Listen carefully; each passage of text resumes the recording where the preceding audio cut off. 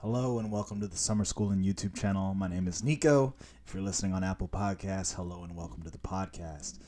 Thanks for tuning in this week. I also want to give a full disclaimer. If you have not heard it already, there is construction being done next door. So if you hear hammers and drilling and all of that stuff, outside of my control, and I still want to bring this content to you every Friday. And the topic for this today in this video is, I would say, surprisingly, one of the more controversial topics, even though it doesn't feel like it's a controversial thing to say. And you can see it with the title of this video, the idea that school is not for everyone. I want to talk about this because it kind of relates to a lot of the things that I wasn't happy about while I was working in education. That in-house nature of the institution. It wouldn't, schools make the mistake of not going outside their realm of knowledge to learn something new. And one of the consequences of that is that they believe, sometimes they make the mistake of believing that their influence over the trajectory of someone's life, an individual's life, is absolutely paramount. And if the school ain't running and doing absolutely everything they can, then they are a failure as an institution and also a failure to that child. And I think that is a thought process that needs to be observed and reassessed, because I don't know, I could never fully believe that school and education was something that just fit everybody and resonated with everyone. Now, before I get into my argument, I am not saying that there are people that are too dumb for school. That would be a misrepresentation of what I'm saying. What I am trying to argue is that we can probably help more students by being more honest about the value of an education. So this is controversial for me to say, obviously, because I had full transparency. I had a very fortunate upbringing as it related to education. I been to a public school only for 2 years, but was lucky enough to I was lucky enough to have my parents be able to afford me choices of quality schools, mostly private schools for the most part. It wasn't until after I graduated from college and pursued post-grad stuff that I started going to, community college, which was one of my favorite schooling experiences, and then state schools. And then after I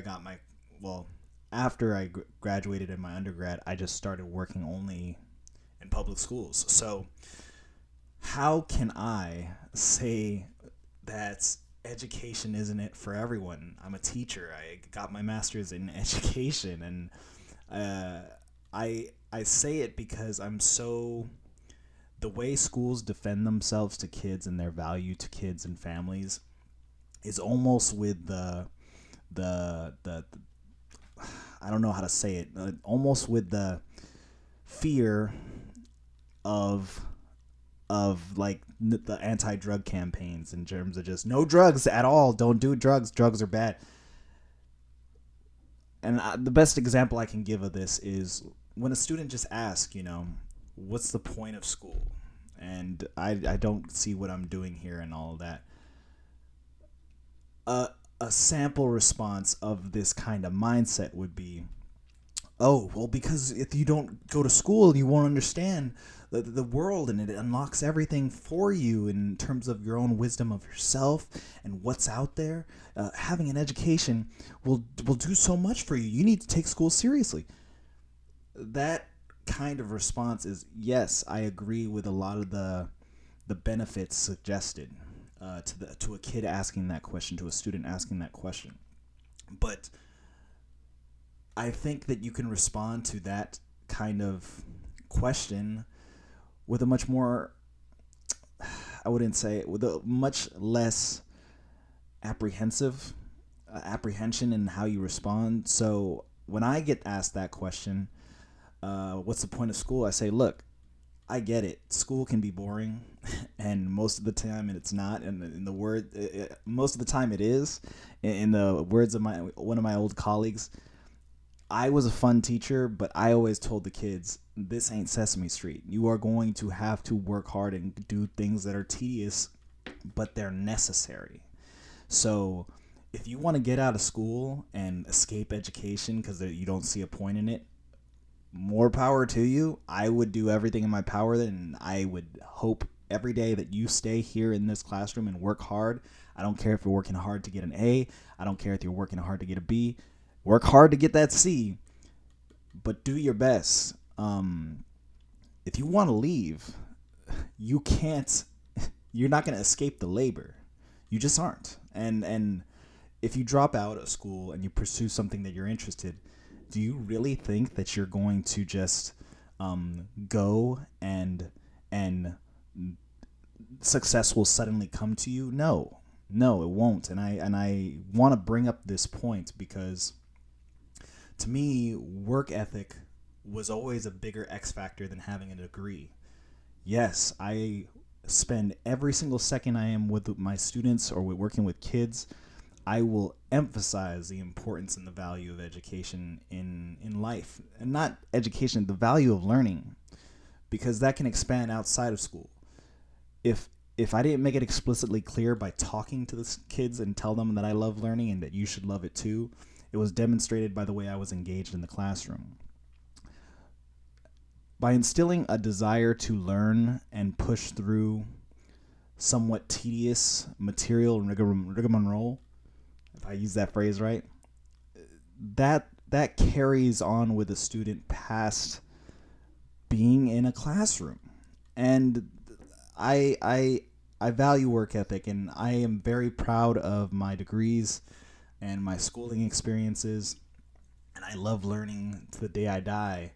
But I always knew just how these kind of degrees are kind of like a bargaining chip. I'm not going to lie. They're just bargaining chips, and some people get less for their degrees.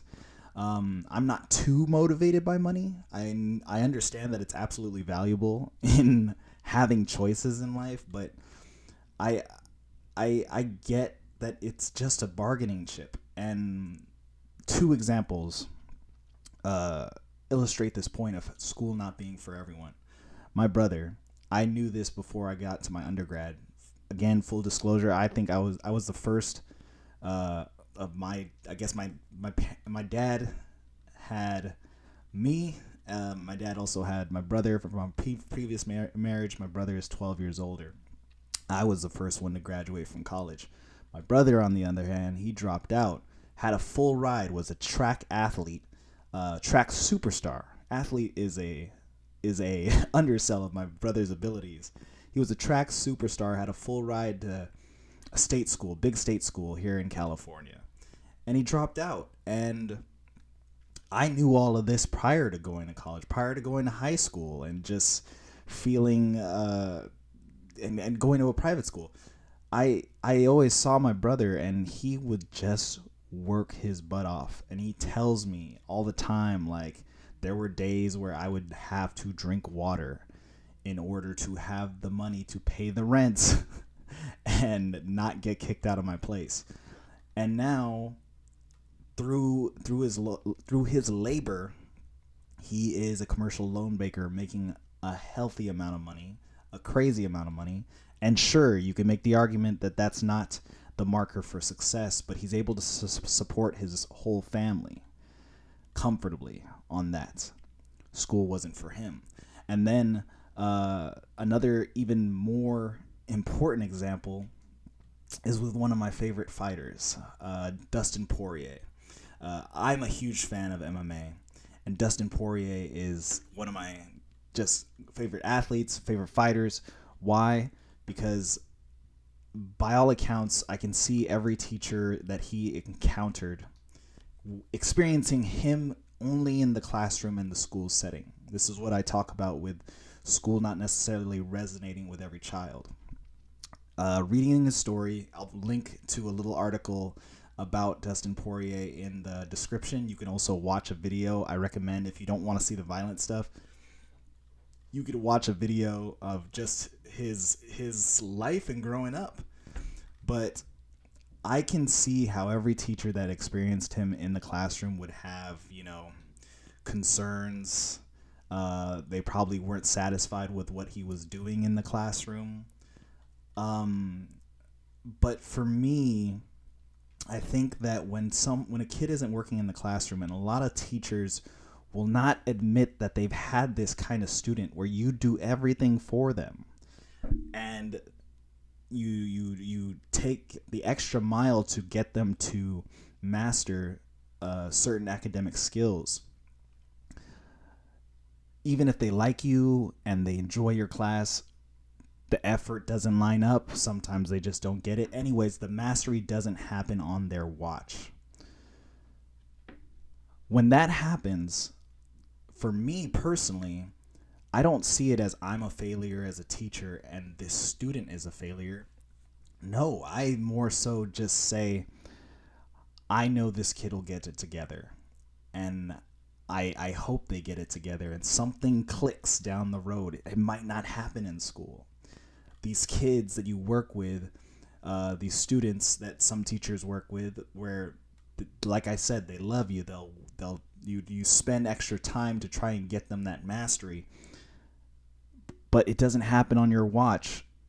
You still see the kid, and you're like, man, they got charm. They got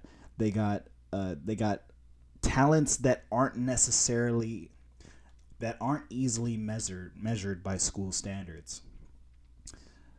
That being said, even though those students liked me, I never used that to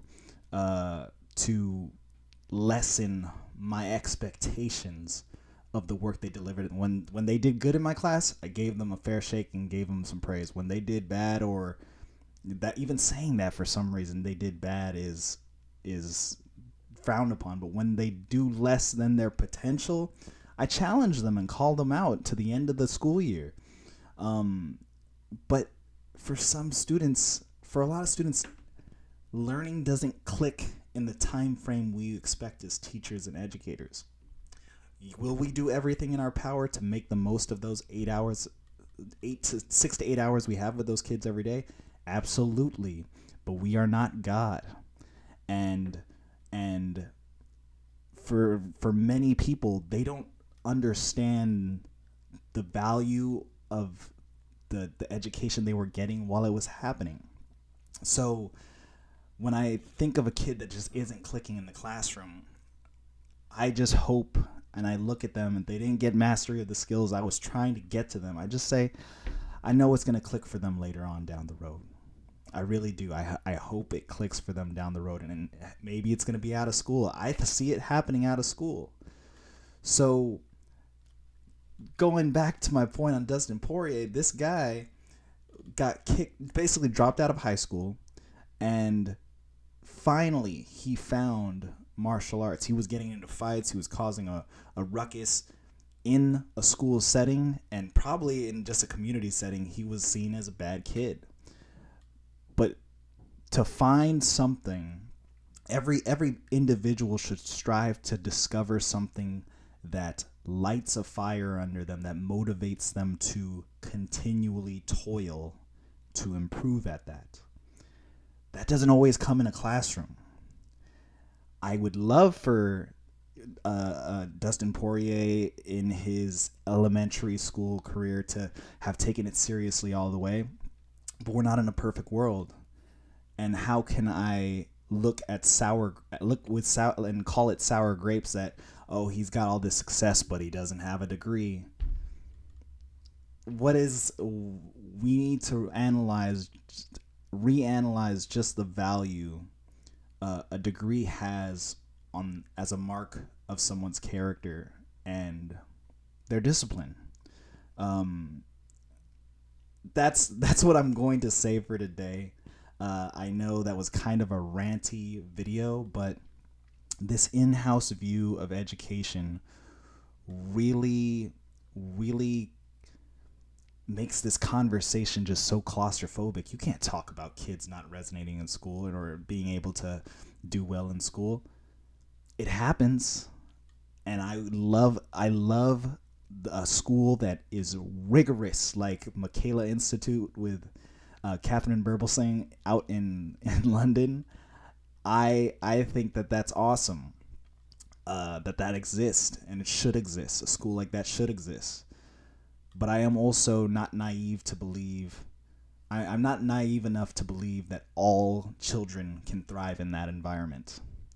The students that don't, sure, there may be squandered potential for the kids that can't thrive in a classroom environment. They might not live a full fulfilled life, but they also might find something that they really care about, whether it be a trade skill, a blue collar job, or athletics, or like just something that the teacher couldn't expect because they were too focused on only seeing a narrow set of skills. Yes, these narrow set of skills makes life and day-to-day life and managing of those tasks a little easier, but it's still a narrow set of skills. And there's other ways to find and reach achievement in one's life than what is looked at in a report card. So I hope you like that video. I'm excited. I got some other interviews coming up, and one of the interviews is actually a good a good supplement to this video with a fireman, a fireman who wasn't having his academics click in elementary school, but he finally found something that he was passionate enough, and now he's an EMT and he's a fireman. So if you like the video and you like this content, you like this discussion, like the video, subscribe to the channel, leave a comment, and I will see you next Friday. Bye.